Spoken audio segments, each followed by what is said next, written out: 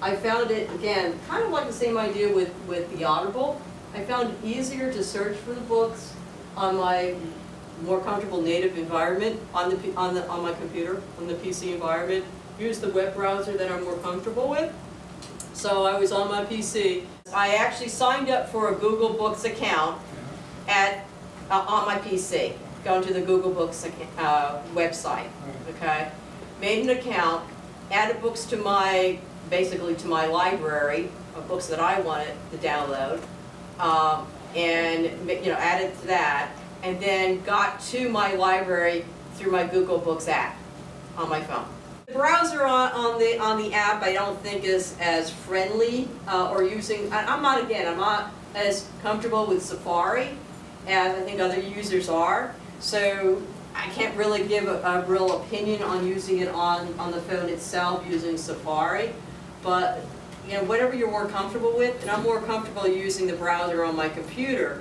So and I use the app to download it directly. So instead of using a transfer software like we're all used to using transfer softwares like with the Victor Stream or something like that on your computer, instead of I use the app as a transfer software. Yeah. Virtually, it's like a Wi-Fi transfer software.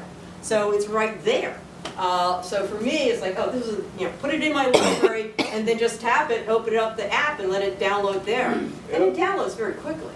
Google Books was the last one I did in the commercial ones. Then I was going to go into the other two, which were the proprietary ones or the specialized software.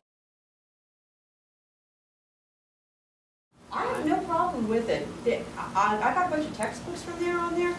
It took a little while. They do have a nice user manual that you can get from them, download from them. I had no problem with it once I kind of spent again another half day playing around with it. I think the playback is wonderful on it. It has all the DAISY navigation that you would have on the Victor Stream, and the interface is pretty user-friendly on the phone itself. In order to browse it, you're going to still have to go to the website. Once you download it to your computer, wherever you decide to put them on your computer, however you've already set that up previously, if you've been downloading books from there, you already have a system on there. What you have to do is you have to transfer it onto your iPhone, and I know this is not going to make your day, sweetheart. You got to use iTunes. Oh. Okay. So in File Manager, you still have to go through File Manager to transfer it, because in all fairness to them, I think the reason why they do that is they want to make sure that only members can do it. That's right. And they have to do this very tricky because of their copyright policies, and they have to protect the rights that only this is restricted to authorized members to do that. So you have to go through File Manager in the iTunes to transfer the books that you've downloaded to your computer through iTunes. But once it's on there, that's great. It works really well, has all the same DAISY features that all the digital players have with Learning Alley. It has all access to all the Learning Alley content. They're all great. I mean, I've had no problem with the DAISY books that I've got on my iPhone in reading them. And I've read a few of them, so that's worked out fairly well. Read2Go is the Bookshare app.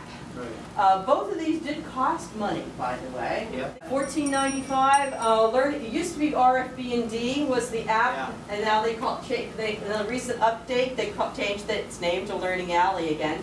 Read2Go is the Bookshare one, and Learning Alley is the $14.95. So type that in. Both again, you got to use File Manager, but they all playback is very much chapter, all the kind of navigation that you would have in again, with the DAISY navigation chapter. Read2Go has also, if you have any kind of vision, for the teacher in the room, you also have the tracking or all that kind of great features that you have. Read2Go also gives you the option of using VoiceOver for the speech, but also you can use their speech engine, which is actually a little easier on your ears in some ways. And I like to sometimes switch up speech engines when I'm reading, because sometimes that helps me with concentration. So you can also use a different speech engine for one problem with the Apple system is you can't have the voiceover and the zoom and the magnification run simultaneously. That is correct. But in Read2Go, they've solved that problem by using their own voices and their own magnification. Yes. So that you can get what some of us love, which I call highlighted or, Yes. or audio-supported speech Yes. reading, and that way you can see it and hear it at the same time.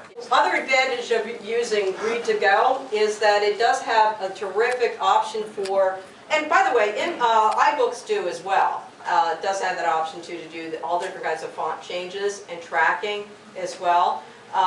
The problem with iBooks, as I mentioned, when you do that, it slows down the speech too much. With Read2Go, however, you can use their visual display and have all the font attributes that you prefer, including high contrast background. You can change the background from white to black, so as white text. You can have a tracking bar on it so that you can track the text as it's spoken. So it can follow all these great things as you go across the screen. So for persons that have low vision, they're primarily using it to read visually and use the speech as a support. That is a really super opportunity to take advantage of both mediums, using your visual input as well as having the audio support. The smaller screen on an iPhone makes it a little tough to do that, especially on the higher fonts. An iPad serves that better.